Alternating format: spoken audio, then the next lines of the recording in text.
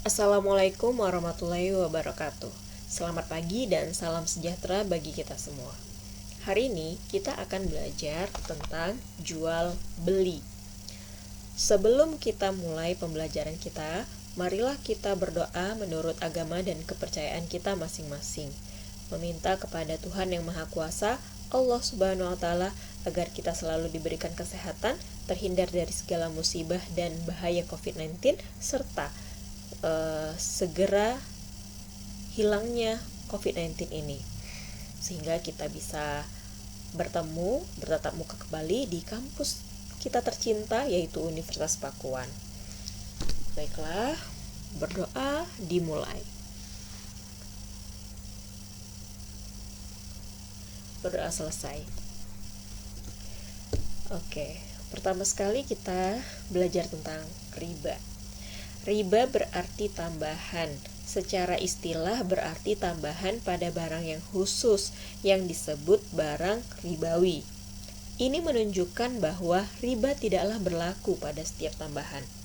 Barang ribawi ada 6 komoditi, yaitu emas, perak, gandum halus, gandum kasar, kurma, garam. Ini berdasarkan hadis riwayat Muslim nomor 1584. Salah satu pendapat menyimpulkan emas dan perak adalah alat tukar. Oleh karena itu, mata uang dapat dimisalkan sebagai emas dan perak, sehingga emas dan perak ini juga termasuk barang ribawi. Kemudian, 4 komoditi yang lain merupakan makanan yang dapat ditakar dan ditimbang, yaitu tadi disebutkan gandum halus, gandum kasar, kurma, dan garam. Oleh karena itu, termasuk jugalah daging dan beras, sehingga daging dan beras itu juga termasuk barang ribawi. Jual beli yang dapat mengandung riba. Yang pertama, jual beli inah. Berdasarkan hadis riwayat Abu Daud nomor 3462, seseorang menjual barang secara tidak tunai kepada seorang pembeli, kemudian dia membeli kembali barangnya dengan harga lebih murah. Inilah yang termasuk jual beli inah. Misalkan, seorang pemilik tanah akan dipinjami oleh si miskin. Pemilik tanah berkata, "Saya jual tanah ini kepadamu secara kredit sebesar 200 juta dengan pelunasan sampai 2 tahun ke depan." Si miskin tidak menyerahkan uang sama sekali. Sebulan kemudian pemilik tanah berkata lagi, "Saat ini saya membeli tanah ini lagi dengan harga 170 juta secara tunai." Si miskin tetap mengangsur sebesar 200 juta karena pembelian pertama. Artinya apa? Si pemilik tanah berusaha memiliki tujuan yang jelek di sini dalam jual beli ini. Dia bermaksud pertama sekali menjual tanahnya, tapi tahu si pembeli ini adalah orang miskin yang pastinya akan kesulitan dalam membayar hutangnya, maka dia pun membeli lagi dengan harga yang lebih murah. Nah, itu termasuk jual beli yang mengandung riba. Namanya jual beli inah. Yang kedua, jual beli muzabanah dan muhaqolah. Yang pertama kita pelajari yang muzabahah dulu. Muzabahah, barang yang tidak diketahui takaran, timbangan, dan jumlahnya ditukar dengan barang yang sudah jelas takaran, timbangan, dan jumlahnya. Ini berdasarkan hadis riwayat Bukhari nomor 2185 dan Muslim nomor 1542. Contohnya, menukar kurma yang sudah ditimbang dengan kurma yang masih ada di pohon. Penukaran anggur juga. Syarat menukar barang ribawi yang sejenis harus tunai dan takarannya harus sama. Muhaqolah, menukar gandum pada mayang masih bulir dengan gandum yang bersih hanya dengan menaksir. Itu juga termasuk jual beli yang mengandung riba. Kemudian yang ketiga, jual beli daging dengan hewan. Berdasarkan hadis riwayat Malik dalam Muwatta'nya 2 ayat 655, ini tidak boleh dilakukan karena termasuk jual beli yang mengandung riba. Misalkan menukar kambing yang masih hidup dengan daging kambing yang udah jadi daging. Nah, itu juga termasuk jual beli yang mengandung riba. Selanjutnya yang keempat, jual beli dengan hutang. Seseorang membeli sesuatu dari orang lain dengan tempo, namun barang tersebut belum diserahkan. Ketika jatuh tempo, barangnya belum jadi.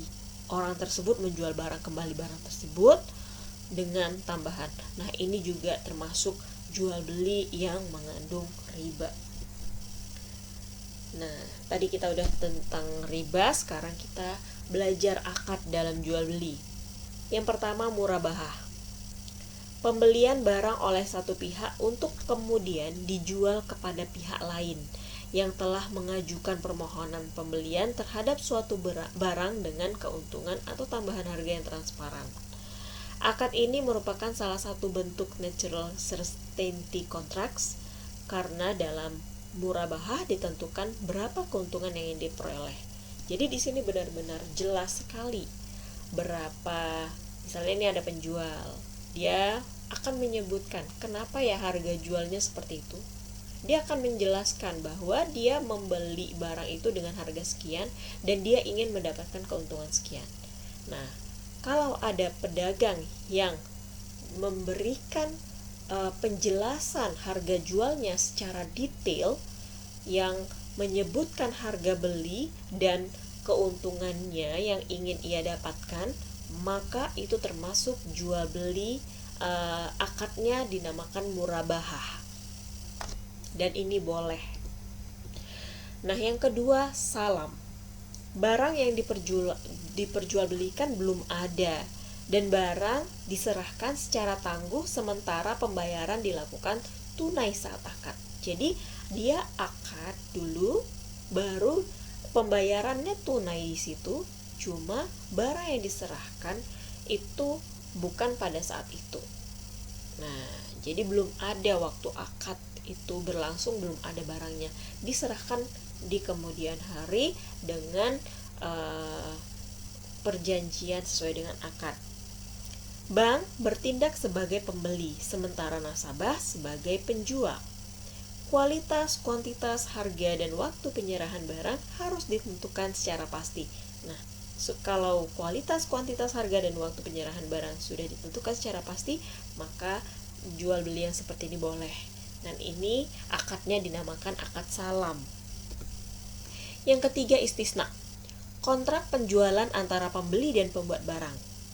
Pembuat barang berusaha melalui orang lain untuk membuat atau membeli barang menurut spesifikasi yang telah disepakati dan menjualnya kepada pembeli. Kedua belah pihak bersepakat atas harga serta sistem pembayaran. Apakah pembayaran dilakukan di muka, melalui cicilan, atau ditangguhkan sampai suatu waktu pada masa yang akan datang. Nah, dari sini, dari 3 akad tadi yang Ibu jelaskan, kelihatan bahwa ada perbedaan antara murabahah, salam, dan istisna. Perbedaannya itu yang kelihatan banget dari segi penyerahan barang dan pembayarannya. Dari segi penyerahan barang, murabahah pada saat akad. Sedangkan salam sekarang belum ada, nanti diserahkan. Kalau istisna sekarang belum ada, nanti serahkan. Jadi salam dan istisna mirip, tapi beda. Di mana perbedaannya? Di pembayaran. Murabahah, pembayaran langsung saat akad. Boleh juga angsuran. Kemudian salam harus pada saat akad. Kalau istisna, boleh saat akad, boleh sesuai tahap pengerjaan, boleh di akhir sesudah pengerjaan selesai. Jadi bisa ya bedakan ya antara ketiga akad ini. Pembiayaan murabahah dengan muwakalah mutlak, mewakilkan orang lain atau badan usaha untuk menjual atau membeli sesuai tanpa ada ikatan harga tertentu. Contoh 1. Seorang nasabah melakukan transaksi murabahah dan wakalah dengan lembaga keuangan syariah untuk membeli mobil seharga 200 juta dengan diskon sebelum akad 10%. Biaya pengurusan 5 juta dan margin keuntungan 20% dari harga perolehan. Nasabah membayar uang muka 25 juta dan angsuran per bulan selama 1 tahun. Pembelian barang dilakukan secara wakalah di mana lembaga keuangan syariah memberi uang kepada nasabah untuk membelinya sendiri di pemasok.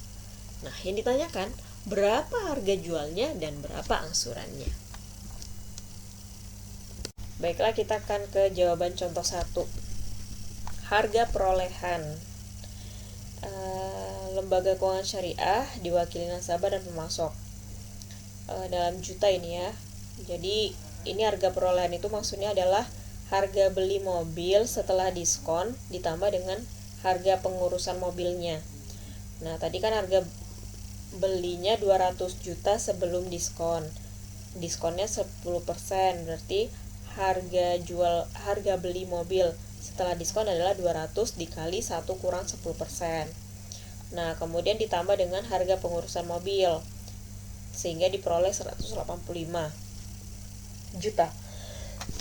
Kemudian harga jual mobilnya, karena menginginkan margin keuntungan 20%, berarti 185 dikali 1 plus 20% sama dengan 22 juta. Nah, angsuran per bulan yang udah ada pokok tambah margin itu adalah harga jual. Ini harga jual ya, 185 tambah 20% kali 185, ini sama aja dengan 222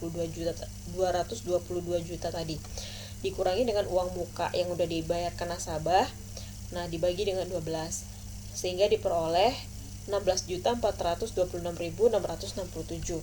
Kalau kita mau menentukan angsuran pokoknya aja, berarti harga perolehan ya, ini harga beli mobil ditambah dengan harga pengurusan mobil dikurangi dengan uang muka bagi 12. Jadi angsuran pokoknya aja itu 13.333.333. Dan angsuran marginnya berarti keuntungannya aja. Keuntungan itu kan margin keuntungan dikali dengan harga beli atau di sini harga perolehan gitu ya. Jadi 20% dikali 185 itu 37 dibagi 12. Jadi diperoleh angsuran margin adalah 3.083.333. Sehingga kalau dari perhitungan tadi kita dapatkan formula angsuran. Nah, ini dia anak matematika. Kita harus bisa membuat formulanya. Nah, jadi kita misalkan PB adalah harga perolehan atau beli dari penjual. Kemudian PJ adalah harga jual dari bank ke nasabah. D adalah diskon dari penjual. A adalah biaya administrasi. M adalah margin keuntungan bank. U adalah uang muka dari nasabah. A besar adalah besar angsuran per bulan. Nah, berarti dari yang perhitungan tadi kita peroleh PJ sama dengan PB harga beli atau harga perolehan dikali dengan 1 kurang diskon ditambah dengan biaya administrasi di sini bisa kayak tadi harga pengurusan mobil gitu ya. Nah, dikali dengan 1 plus M itu ya, ini nggak usah ada tanda kurung seharusnya ya. Nah, plus M ini adalah margin ya. Nah, sehingga angsurannya per bulan adalah